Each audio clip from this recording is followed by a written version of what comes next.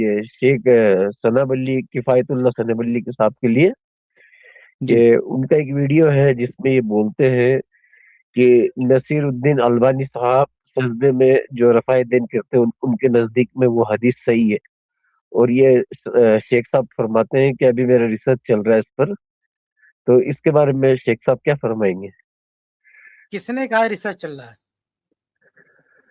آپ کا بتایا کہ آپ کا بھی تحقیق پورا نہیں ہوا، اس میں تحقیق چل رہی۔ کس نے کہا کہ تحقیق پوری نہیں ہوئی؟ سجدوں میں رفع الدین کے تعلق سے ہمارا ریسرچ چل رہا ہے، تحقیق پوری نہیں ہوئی، کس نے کہا؟ میں نے کہا؟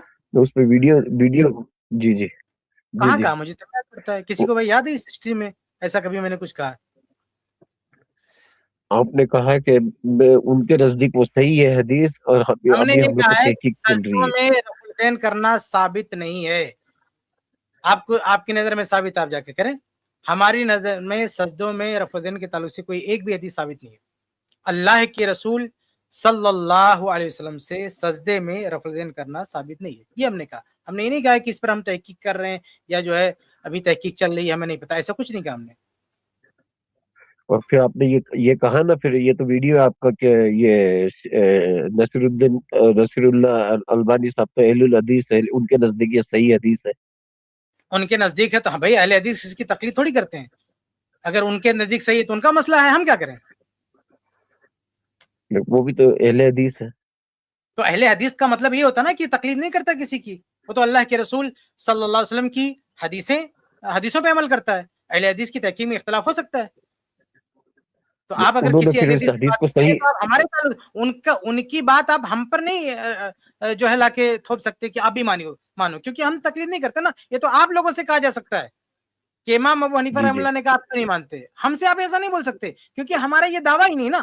ہم نے کب یہ دعویٰ کیا کہ ہر اہل حدیث ایک ہی بات بولتا ہے، یا ہر اہل حدیث معصوم الخطا ہے، ہر اہل حدیث معصوم ہوتا ہے، اہل حدیث سے غلطی نہیں ہو سکتی؟ یہ کب ہم نے کہا؟ ہمارا ایسے کوئی کلیم ہی نہیں ہے، ہم نے ایسا کبھی دعویٰ ہی نہیں کیا ہے۔ تو آپ ہم سے ایسی چیز کا مطالبہ کیوں کر رہے ہیں جو ہم دعویٰ نہیں کرتے؟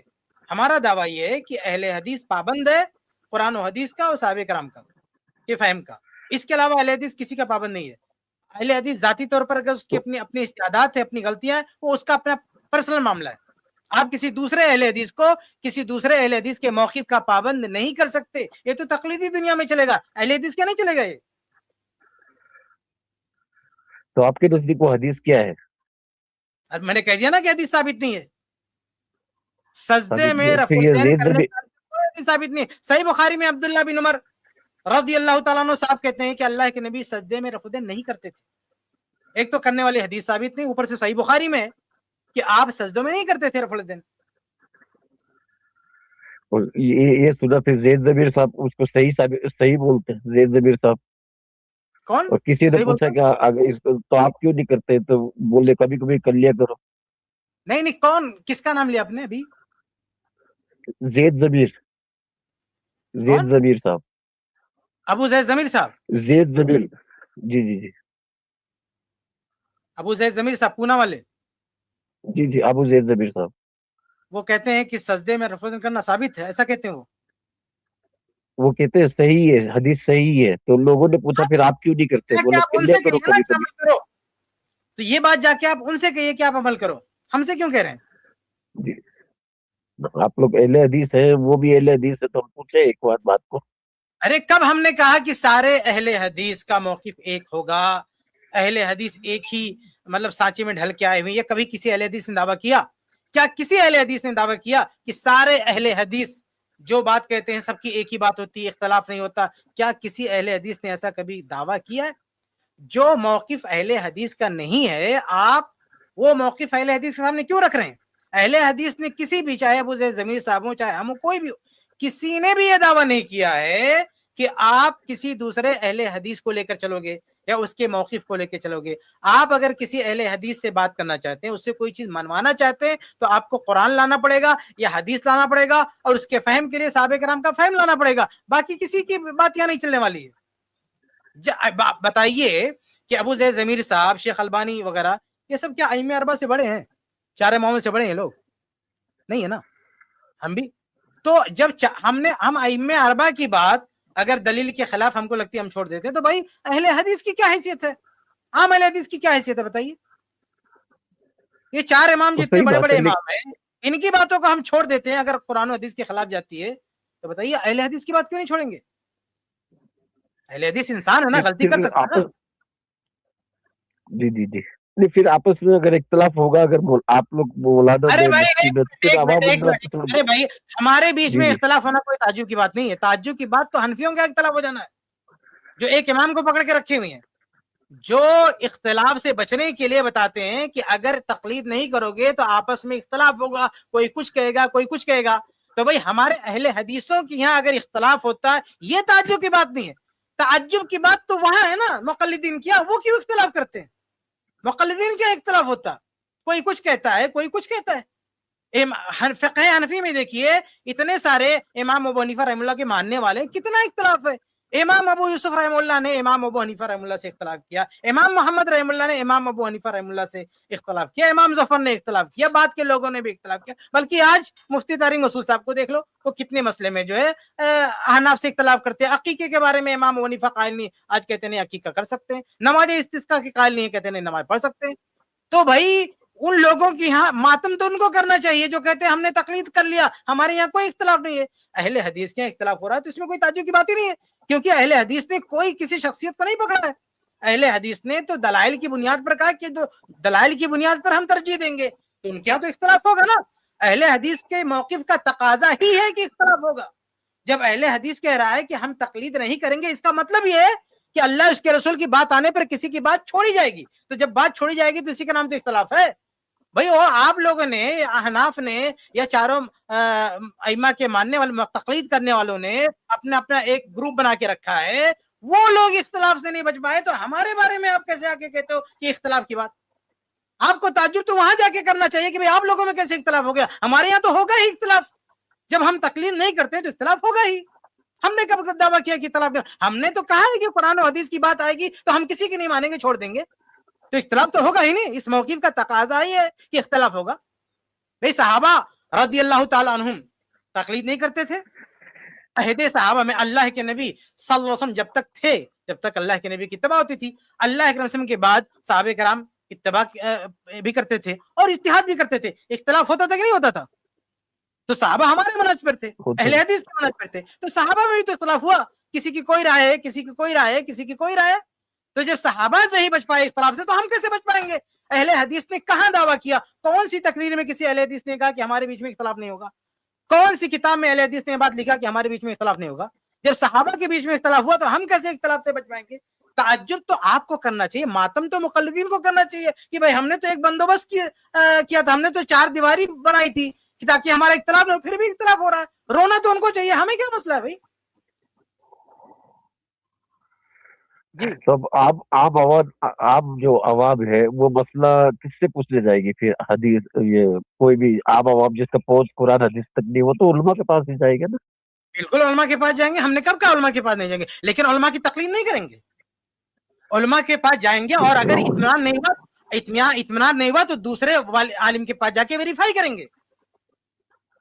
بھائی عبداللہ بن عباس رضی اللہ تعالیٰ عنہ کے پاس آتے ہیں، صحابہ، صحیح بخاری کی روایت ہے، کہتے ہیں امیر معاویہ رضی اللہ تعالیٰ عنہ ایک رکعت وتر کے قائل ہیں، آپ کی کیا رائے؟ بولتے ہیں وہ صحیح کہہ رہے ہیں، تو ویریفائی کیا نا صحابہ نے، صحابہ کے قول سننے کے بعد بھی جا کے ویریفائی کیا۔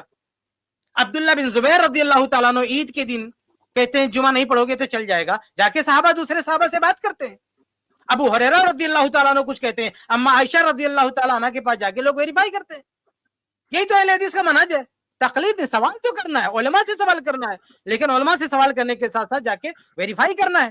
اگر ہمیں ذرا سا بھی جو ہے اس میں شک ہوتا ہے، اطمینان نہیں ہوتا ہے، دوسرے علماء سے جا کے پوچھیں گے، ہم تقلید تھوڑی کرتے ہیں کہ جو عالم کہہ دیا آنکھ بند کر کے مان لو۔ جی ٹھیک ہے، انشاءاللہ میں اور تھوڑا جانوں گا، سمجھوں گا، پوچھوں گا، پھر آپ سے برا مت مانیے گا، میں خالی سوال نہیں لینا نہیں، بالکل برا پوچھا نہیں تھا۔ ماننا ہوں بھائی، اہل حدیث کا میں منہج آپ سمجھے کہ جی اہل جی، الحدیث میں تقلید کے قائل نہیں ہے، اس لیے اہل جی حدیث جی میں تو اختلاف ہوگا۔ آپ کو تعجب کرنا چاہیے احناف پر کہ یہ لوگ کیوں اختلاف کر رہے ہیں بھائی، ان کا عالم الگ جی الگ جی باتیں کیوں کر رہا ہے؟ آج دیکھیے 3 طلاق کے مسئلے میں جب یہ کہتے ہیں, کوئی کہتا ہے کہ چاروں کا اتفاق ہے 3 طلاق دے دے 3 ہوگی, پھر بھی کچھ احناف نے کہتے ہیں نہیں 3 طلاق ہوگی 1 ہوگی. یعنی بہت سارے مسائل میں اختلاف, آج بھی اختلاف کر رہے ہیں, پہلے بھی اختلاف کر رہے تھے. تو بھیا ایک امام کو پکڑ کے بھی اختلاف سے نہیں بچ پائے. ہم نے تو کسی امام کو پکڑا ہی نہیں. ہم تو قرآن اور حدیث اور صحابہ کرام کو فہم کو لے کے چلنے والے ہیں. تو ہمارے بیچ میں تو اختلاف ہوگا ہی. جب ہم نے تقلید کی دعوت نہیں دی ہے تو اختلاف تو ہونا ہی ہے میرے بھائی. جی جی میں ویسے آپ کا بہت سنتا ہوں میں آپ لوگ کو انشاءاللہ. ویسے میرے پریوار کے وہ لوگ بھی اہل حدیث بھی ہے, میرے بیوی بھی اہل حدیث ہے, ایسا کوئی بات نہیں. ٹھیک ہے انشاءاللہ. آپ کے سامنے جو بات رکھی گئی نا, آپ اس بارے میں غور کریں الطاف بھائی. دیکھیے ہم سارے علماء کو رسپیکٹ کرتے ہیں, لیکن اگر کوئی بھی عالم کی بات قرآن و سنت سے ٹکرائے تو اسی عزت کے ساتھ ان کی بات کو چھوڑ دیتے ہیں, کیونکہ انہوں نے خود یہی سکھایا. اب اگر کوئی کہے نہیں ہم تو ان کے ماننے والے, ہم ان کی بات نہیں چھوڑیں گے, تو یہ کون سا رسپیکٹ ہوا؟ یہ تو نبی صلی اللہ علیہ وسلم کے ساتھ ڈسرسپیکٹ ہوا نا. تو آپ خود سوچو کہ یہ بات ہماری صحیح ہے غلط ہے. اور ہم اگر نبی صلی اللہ علیہ وسلم کی بات کے سامنے کسی اور کی بات کو نہیں رکھتے ہیں, چاہے وہ اہل حدیث عالم ہو یا چاہے ائمہ اربعہ ہو یا کوئی بھی بڑا عالم ہو یا کوئی بھی امام ہو, ہم ان کی بات کو چھوڑ دیتے ہیں, قرآن و سنت کی بات کو لے لیتے ہیں. تو آپ اس بارے میں غور کریے, اور کوئی بات آپ کو لگے نہیں سمجھ میں آ رہی ہے تو فریلی آپ بات کریں. نصیر الدین البانی صاحب بھی تو بڑے عالم ہیں نا, اس میں تو کوئی شک نہیں لیکن ہے. آپ کو پتہ ہے وہ بھی انسان تھے نا, تو ان سے بھی مسٹیک ہو سکتی ہے. ہاں پروف کی روشنی میں ثابت ہو گیا کہ یہاں پہ ان سے مسٹیک ہوئی, تو وہاں ہم ان کی بات کو چھوڑ دیں گے. اگر ہم شیخ البانی سے اپنی نسبت کر دیں کہ ہم تو ان کے ماننے والے, ہم تو ان کی بات نہیں چھوڑیں گے, ابن تیمیہ رحمہ اللہ کی بات ہم نہیں چھوڑیں گے, شیخ البانی کی بات نہیں چھوڑیں گے, ہم لوگ ایسے بندے ہوئے ہیں ہی نہیں. تو سارے اماموں نے بھی یہی سکھایا, انہوں نے بھی یہی سکھایا. اور جہاں دلیل کی روشنی میں بات آتی ہے, ہم قرآن و سنت کی پیروی کر رہے ہیں. ہم نبی صلی اللہ علیہ وسلم کی بات کے آگے کسی کی بات کو نہیں رکھیں گے. اگر بات ثابت ہو گئی حدیث ضعیف ہے تو ضعیف ہے, صحیح ہے تو صحیح ہے. آپ کو کیا لگتا ہے, مان لینا چاہیے شیخ البانی کی بات کو نہیں چھوڑنا چاہیے, آپ کو ایسا لگتا ہے؟ نہیں سننا چاہیے, لیکن کچھ بات تو مانتے ہیں. زید بھائی یہ جو کئی بار آپ سے بھی اور کفایت بھائی سے بھی آپ نے یہ کہا کہ کئی بار انہوں نے جو جملہ دہرایا کہ علامہ البانی بھی تو بڑے آدمی ہیں اور بڑی شخصیت ہیں اور بڑے عالم, تو اس میں تو کوئی شبہ نہیں ہے. علامہ البانی بڑی شخصیت ہیں, ان کا علم بھی بڑا ہے, اور اس مسئلے میں انہوں نے تحقیق کیا. تو جب اس مسئلے میں انہوں نے تحقیق کیا, ان کو وہ لگا ہم ان کو یہ اسپیس دیتے ہیں کہ ان کی جو تحقیق تھی انہوں نے اس کو سمجھا, اس پہ عمل کیا, اس کے قائل ہوئے, اس کو پیش کیا انہوں نے. لیکن کسی عالم کے بڑے ہونے کا یہ مطلب ہرگز نہیں ہے, اور بڑی شخصیت ہونے کا یہ مطلب ہرگز نہیں ہے کہ اس پہ استدراک نہیں ہو سکتا. یعنی اس سے اگر کچھ سہو ہو گیا ہے تو اس کو ہم صحیح نہیں کریں گے. ایک بہت بڑا انجینئر ہے اور اس نے عمارتیں بنانے کا بڑا ماہر ہے, اور بہت اچھے نقشے بناتا ہے اور ہزاروں اس نے بنائے بھی ہیں. لیکن اگر کہیں کسی جگہ اس سے فالٹ ہوا ہے, فالٹ ہو گیا, وہ تو سمجھ رہا ہے کہ صحیح ہے, اس کے لیے تو اسپیس ہے کہ وہ سمجھ رہا تھا صحیح ہے, لیکن وہ صحیح سمجھتے ہوئے غلط کر گیا. تو اب ایسا کوئی ضروری نہیں ہے کہ بعد والا جو انجینئر آئے اور اس کو غلطی ملے تو اس غلطی کو باقی رکھے یا اس کی سدھار نہ کرے. تو علامہ البانی رحمۃ اللہ علیہ بڑے عالم تھے, بعد میں کوئی چیز واضح ہوئی, تمام چیزیں ذرائع جب موجود ہوئی تو ظاہر سی بات ہے کہ اس کی سدھار کی جائے گی. یہ اہل حدیث کا منہج ہے, تو بڑے عالم ہونے میں کوئی شبہ نہیں. شیخ البانی رحم اللہ خود اپنی باتوں سے اختلاف کرتے تھے نا, بہت ساری باتیں وہ پہلے کہتے تھے, بعد میں اس سے رجوع کر لیتے تھے. بلکہ کتاب چھپی ہے تراجعات البانی, علامہ البانی رحم اللہ کی وہ تحقیق جن میں انہوں نے رجوع کیا ہے. یہ صفت و صلاۃ النبی ہے, نماز کے موضوع پر ان کی کتاب ہے. پہلے جب چھپی تھی نا تو اس میں انہوں نے لکھا تھا کہ امام کے پیچھے زور سے آمین نہیں کہنا. آپ کو پتا ہے ان کا پہلا ایڈیشن جا کے دیکھیں, صفت و صلاۃ النبی میں شیخ البانی رحم اللہ نے لکھا تھا کہ امام زور سے آمین کہے گا لیکن مقتدی زور سے آمین نہیں کہے گا. لیکن بعد میں انہوں نے اس کو کریکشن کیا اور کہا نہیں مقتدی بھی زور سے آمین کہے گا. پھر اس کے بعد والے ایڈیشن میں کیا آیا تھا کہ امام جب آمین کہے گا تو مقتدی امام کے ساتھ آمین نہیں کہے گا, امام کی بعد آمین کہے گا. پھر اگلا ایڈیشن آیا, اس میں کہیں گے نہیں ساتھ میں آمین کہے گا. اسی ممبئی کی ایک مسجد میں شیخ البانی رحم اللہ کے بڑے معتقد ایک عالم تھے, اور میں نے اسے کسی درس میں اسے بیان کر دیا کہ امام اور مقتدی ایک ساتھ جو ہے آمین کہیں گے. تو وہ شیخ البانی کی کتاب کا حوالہ دینے لگے کہ نہیں بھائی مقتدی امام کے بعد میں کہے گا. میں نے کہا بھائی یہ پرانا موقف ہے شیخ البانی رحم اللہ کا, بدل چکا ہے. اب انہوں نے کہا کہ امام مقتدی دونوں ساتھ میں جو ہے آمین کہیں گے. تو شیخ البانی رحم اللہ خود اپنی باتوں سے رجوع کرتے تھے نا.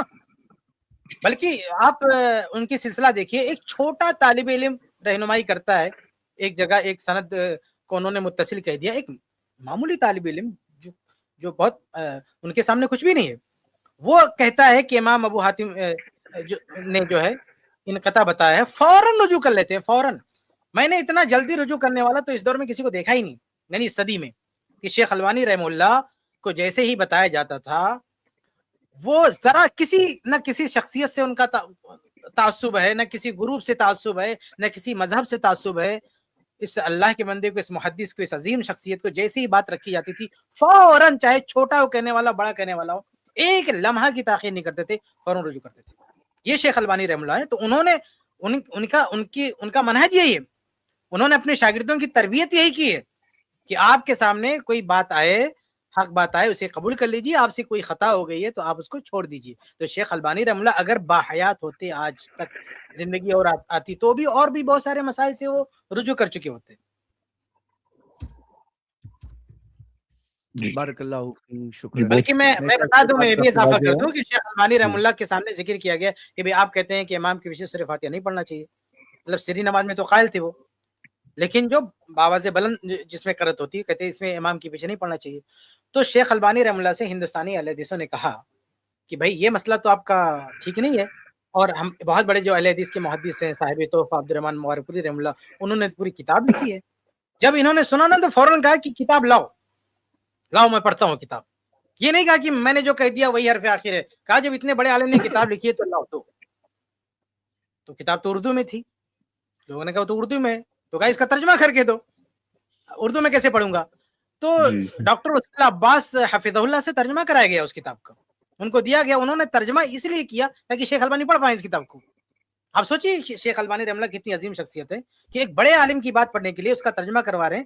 اس کے بعد پھر وہ آخر میں ان کی طبیعت خراب تھی اور بہت سارے لوگوں نے جا کے ان سے بات کرنے کی کوشش کی, لیکن وہ آخر میں بیماری کے مرحلے میں تھے, زیادہ لوگوں نے پریشان نہیں کیا ان کو. لیکن بہرحال وہ تو یہی درس دے کر گئے, یہی بتا کے گئے ہیں کہ تقلید نہیں کرنا کسی کی, تحقیق کرنا. وہ خود زندگی بھر تحقیق کرتے رہے, پہلے حنفی تھے نا, وہ اہل حدیث گھرانے میں تھوڑی پیدا ہوئی, حنفی تھے وہ, لیکن وہ تحقیق کرتے گئے اور جیسے جیسے تحقیق آگے بڑھتی گئی وہ بہت سارے مسائل چھوڑتے گئے اور بہت سارے مسائل پر باقی تھے. احناف کے بہت سارے مسائل پر باقی تھے, وہ اس بارے میں ان کی تحقیق جو ہے اس میں ترقی نہیں کی, تحقیق نہیں ہو سکی, باقی تھے. تو وہ ہمیشہ جو ہے زندگی بھر تحقیق کرتے رہے, وہی اہل حدیثوں کو دعوت دے کر گئے کہ آپ کو صاحب تحقیق ہونا چاہیے, صاحب تقلید نہیں ہونا چاہیے.